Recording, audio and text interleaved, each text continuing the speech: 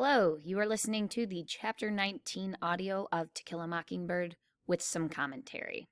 As we have in past recordings, we will be using this document to keep track of important occurrences within Chapter 19. Now, as a quick note, this document is going to include notes unrelated to the evidence that we see presented in the trial scene, and that's because you should be working on your evidence charts as we read through this chapter. As you read this chapter, make sure you're on the lookout for corroborating evidence, so evidence that matches previous testimonies and evidence presented by the other characters so far in the story. But also look for places where we see contradictions. So make sure you're using your evidence chart, referencing that, and see where you see parts of Tom's testimony differ from parts of the other testimonies we've seen so far. So we've already seen Hectate's testimony, we've seen Mayella Ewell's testimony, and we've seen Bob Ewell's testimony thus far. It's also important to note that so far we have received no physical evidence. So because the Ewells did not take Mayella to a doctor, there's no medical evidence of her injuries or of rape. So keep that in mind as we are thinking through the details of this trial. All we are seeing is the testimonies of Mayella Ewell, Bob Ewell, Sheriff Hectate, and after this chapter, Tom Robinson. All right, let's go ahead and start reading Chapter 19 on page 254. Thomas Robinson reached around, ran his fingers under his left arm, and lifted it. He guided his arm to the Bible, and his rubber-like left hand sought contact with the black binding. As he raised his right hand, the useless one slipped off the Bible and hit the clerk's table. He was trying again when Judge Taylor growled, "That'll do, Tom." Tom took the oath and stepped into the witness chair. Quick pause here. So we saw when Tom stood up in the previous chapter that his left arm was way shorter than his right, and we find out that he got it caught in a cotton gin. And clearly here, he has to lift it up to put it on the Bible, and it won't even stay there. So he has no control over his left arm whatsoever. Back to the story. Atticus very quickly induced him to tell us.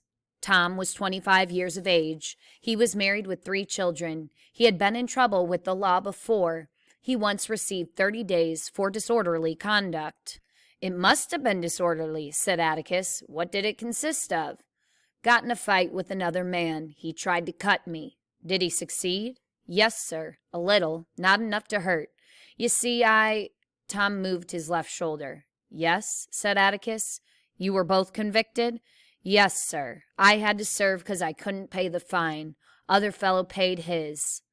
Dill leaned across me and asked Jem what Atticus was doing. Jem said Atticus was showing the jury that Tom had nothing to hide. "Were you acquainted with Mayella Violet Ewell?" asked Atticus. "Yes, sir. I had to pass her place going to and from the field every day." "Whose field?" "I picks for Mr. Link D's." "Were you picking cotton in November?" "No, sir. I works in his yard fall and winter time. I works pretty steady for him all year round. He's got a lot of pecan trees and things." "You say you had to pass the Ewell place to get to and from work. Is there any other way to go?" "No, sir. None's I know of." "Tom, did she ever speak to you?" "Why, yes, sir. I'd tip my hat when I'd go by, and one day she asked me to come inside the fence and bust up a chifferobe for her." "When did she ask you to chop up the chifferobe?" "Mr. Finch, it was way last spring. I remember it because it was chopping time and I had my hoe with me.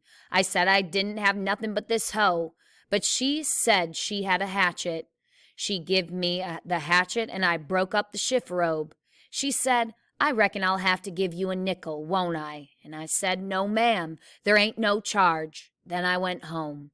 Mr. Finch, that was way last spring, way over a year ago." "Did you ever go on the place again?" "Yes, sir." "When?" "Well, I went lots of times." Judge Taylor instinctively reached for his gavel, but let his hand fall. The murmur below us died without his help. "Under what circumstances?" "Please, sir?" "Why did you go inside the fence lots of times?" Tom Robinson's forehead relaxed. "She called me in, sir. Seemed like every time I passed by yonder she'd have some little something for me to do. Chopping kindlin', totin' water for her. She watered them red flowers every day." Were you paid for your services? No, sir. Not after she offered me a nickel the first time. I was glad to do it. Mr. Yule didn't seem to help her none, and neither did the children, and I knowed she didn't have no nickels to spare. Where were the other children?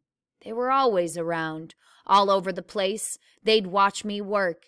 Some of 'em'd set in the window. Would Miss Mayella talk to you? Yes, sir, she talked to me. As Tom Robinson gave his testimony, it came to me that Mayella Yule must have been the loneliest person in the world. She was even lonelier than Boo Radley, who had not been out of the house in 25 years. When Atticus asked had she any friends, she seemed not to know what he meant. Then she thought he was making fun of her. She was as sad, I thought, as what Jem called a mixed child. White people wouldn't have nothing to do with her because she lived among pigs. Negroes wouldn't have anything to do with her because she was white.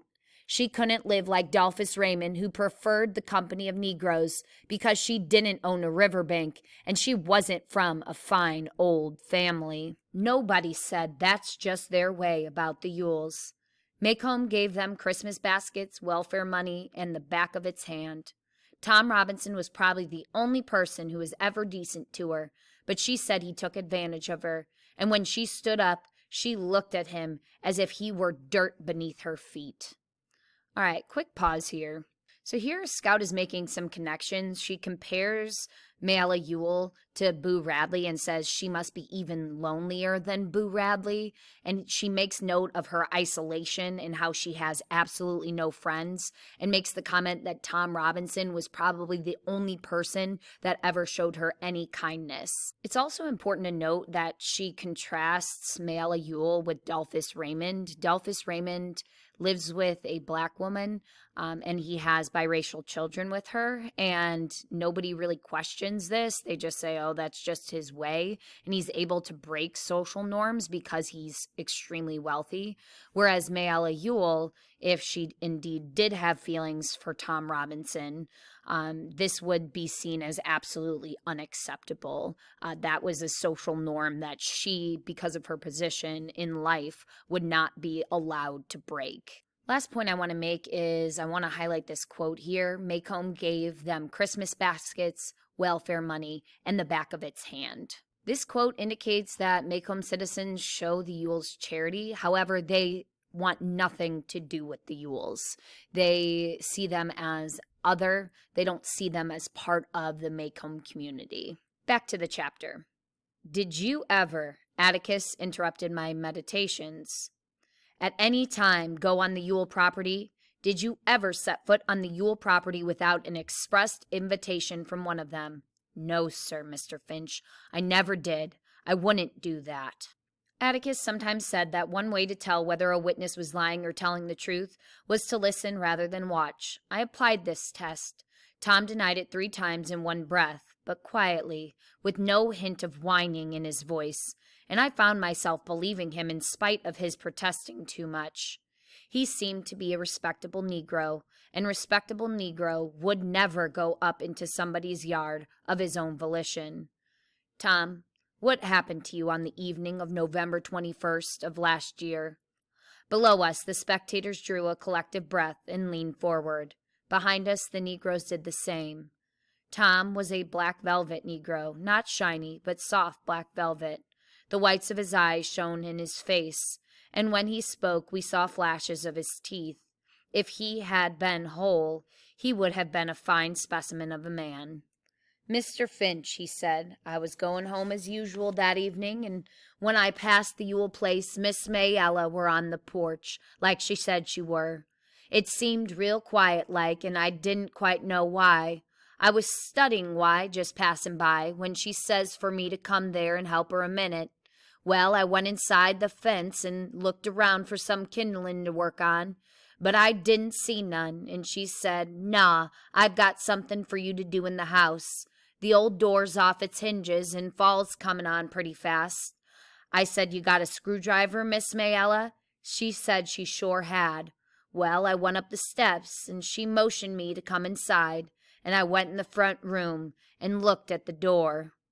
I said, Miss Mayella, This door look all right. I pulled it back and forth, and those hinges was all right. Then she shut the door in my face.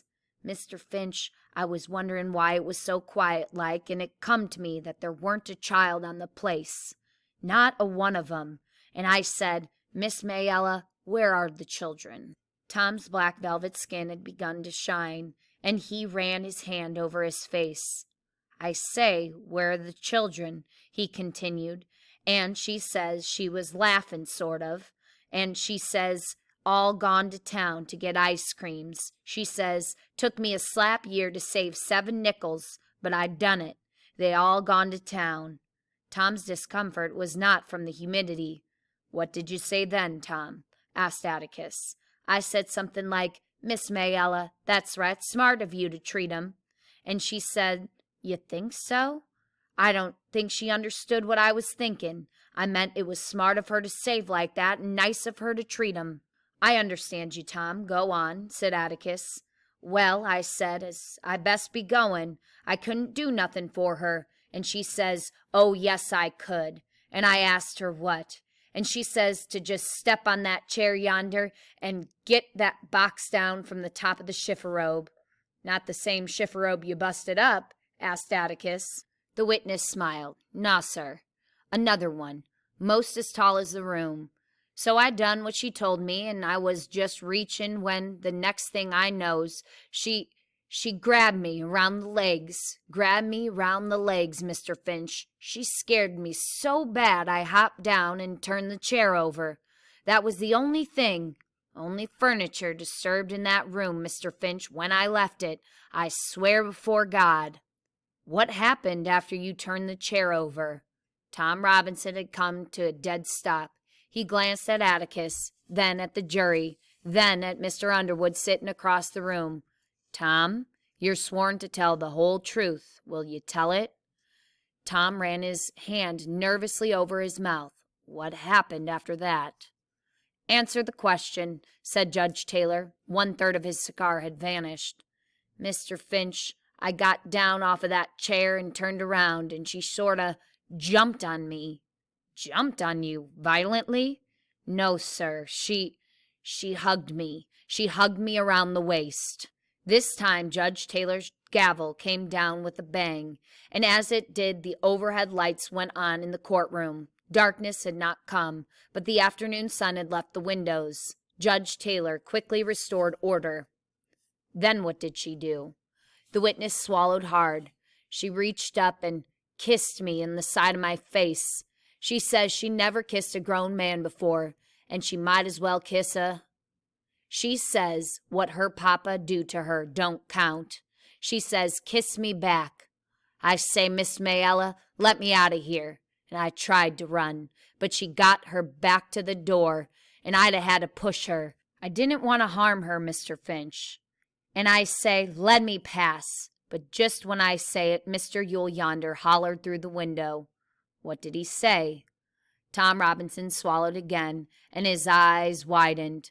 Something not fit to say, not fit for these folks and children to hear. What did he say, Tom? You must tell the jury what he said. Tom Robinson shut his eyes tight. He says, you goddamn whore, I'll kill you. Then what happened? Mr. Finch, I was running so fast I didn't know what happened. Tom, did you rape Mayella Yule? I did not, sir.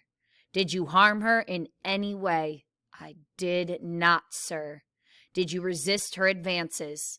Mr. Finch, I tried. I tried to without being ugly to her. I didn't want to be ugly. I didn't want to push her or nothing.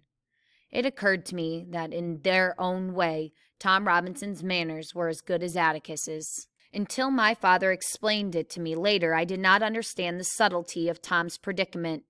He would not have dared strike a white woman under any circumstances and expect to live long, so he took the first opportunity to run, a sure sign of guilt.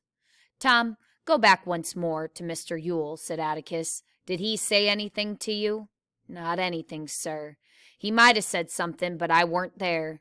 That'll do, Atticus cut in sharply. What you did hear, who was he talking to? Mr. Finch, He were talking and looking at Miss Mayella. Then you ran? I sure did, sir. Why did you run? I was scared, sir. Why were you scared? Mr. Finch, if you were like me, you'd be scared too. Atticus sat down. Mr. Gilmer was making his way to the witness stand, but before he got there, Mr. Linkdees rose from the audience and announced, I just want the whole lot of you to know one thing right now. That boy's worked for me for 8 years, and I ain't had a speck of trouble out of him. Not a speck. So quick pause here. We see that this story is very different from the story we hear from Bob Ewell and Mayella Ewell. So Tom recounts how Mayella goes and hugs him and then tries to kiss him, and he's in the predicament where he doesn't want to harm her or push her out of the way, but he's trying to leave the house. However, the fact that he ran away from the scene makes him look guilty here. So Scout talks about his predicament.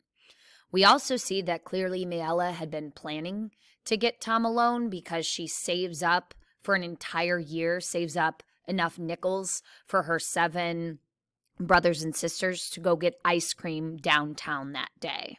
Back to the chapter. Shut your mouth, sir. Judge Taylor was wide awake and roaring.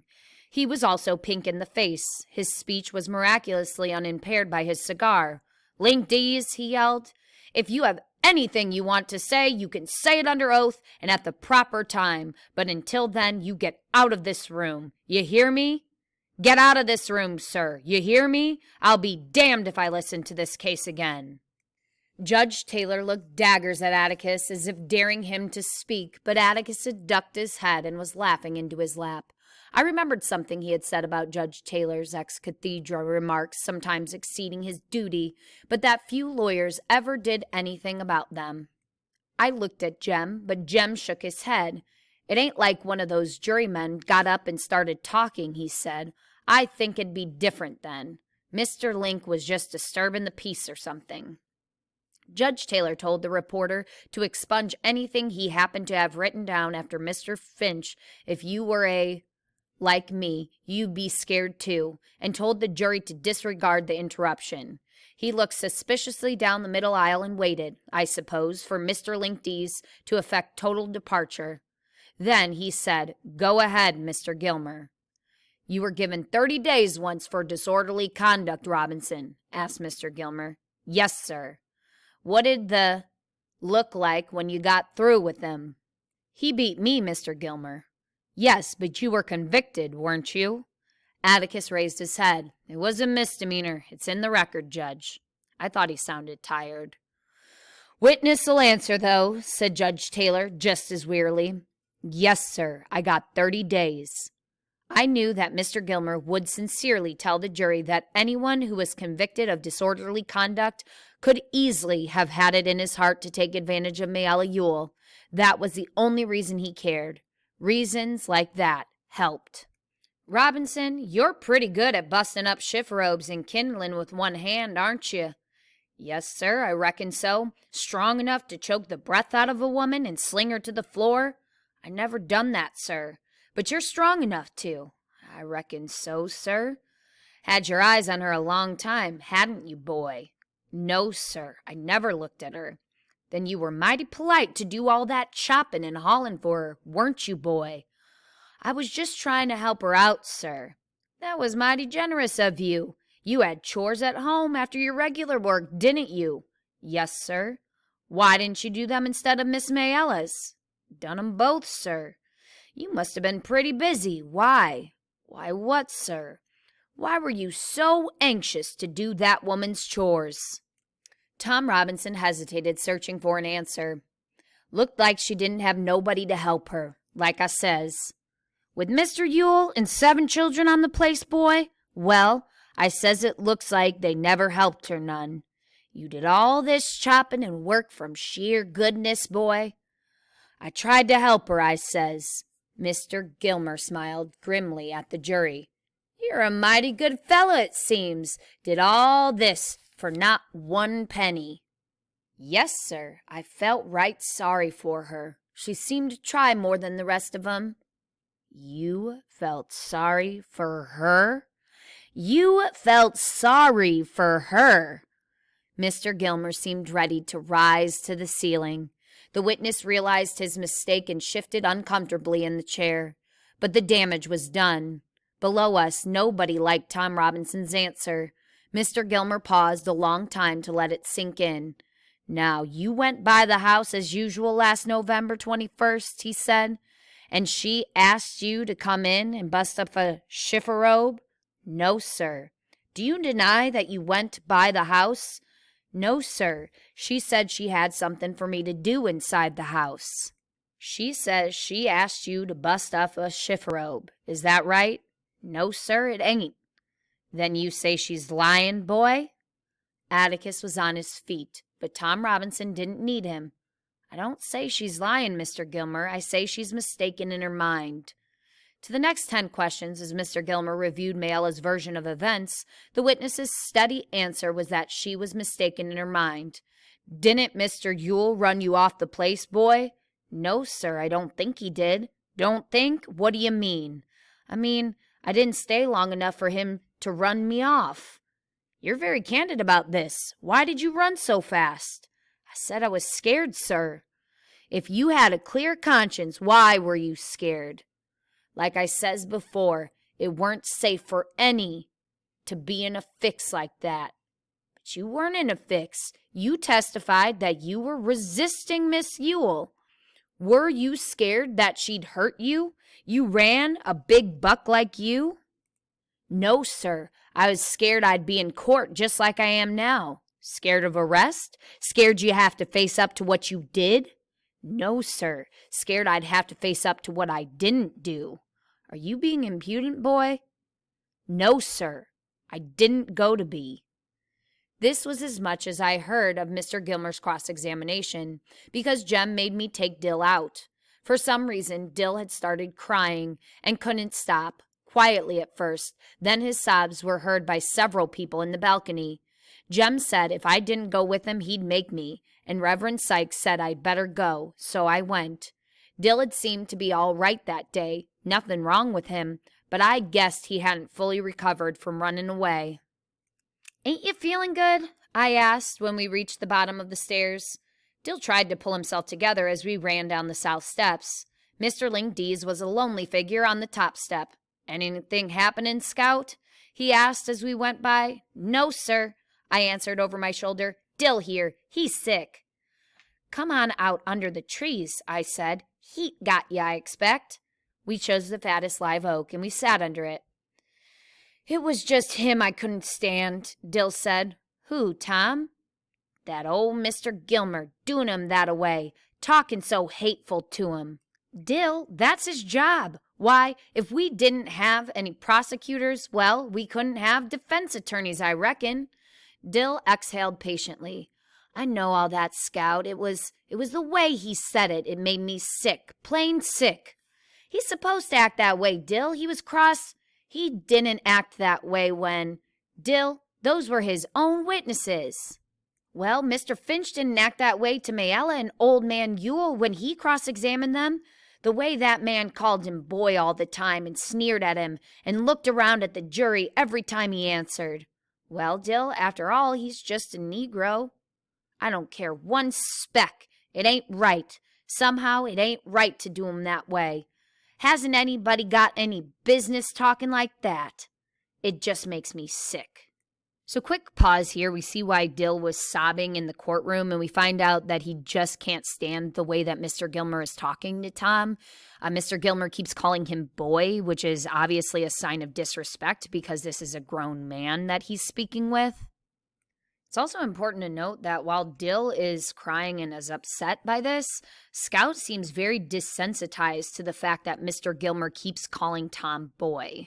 She doesn't think it's a big deal. And so we see that despite Atticus trying to raise Jem and Scout to be open-minded, the town and its racist beliefs is obviously having an effect on Scout. It's also important to note that we see how innocent and kind of ignorant these children are. So they have no idea what the... All right, let's get back to the chapter. That's just Mr. Gilmer's way, Dill. He does 'em all that way. You've never seen him get good and down on one yet. Why, today, Mr. Gilmer seemed to me like he wasn't half trying. They do 'em all that way, most lawyers, I mean. Mr. Finch doesn't. He's not an example, Dill, I was trying to grope in my memory for a sharp phrase of Miss Maudie Atkinson's. I had it. He's the same in the courtroom as he is on the public streets.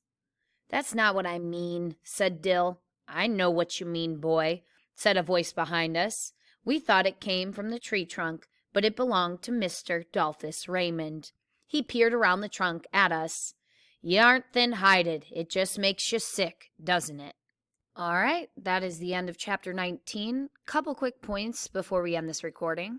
In this chapter, we finally see Tom Robinson's side of the story, and clearly it is way different than what Mayella and Bob Ewell had said in their testimonies. So in Tom Robinson's version of the story, Mayella is the one who forces herself upon him. She plans this out. She gets the children to leave for the afternoon. We also see that Tom feels empathy for Mayella, and that's why he's helping her out around the house when he passes on his way home from work almost every day. We also need to note the reaction people have, especially the white citizens have, when Tom Robinson says he feels sorry for Mayella Ewell. The white citizens are shocked and disgusted by this because they feel that Tom Robinson should not feel sorry for a white person. It's almost as if him saying he feels sorry for Mayella Ewell is the same as saying he is better than Mayella Ewell. And in their minds, that is unacceptable. Now, it's interesting that Dolphus Raymond also keeps getting brought up in this chapter.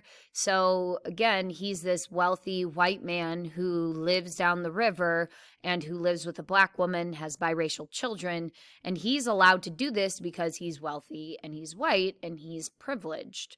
However, Tom Robinson cannot even say he feels sorry for this white woman, and he can't even associate with her or help her without getting scorned at by these townspeople.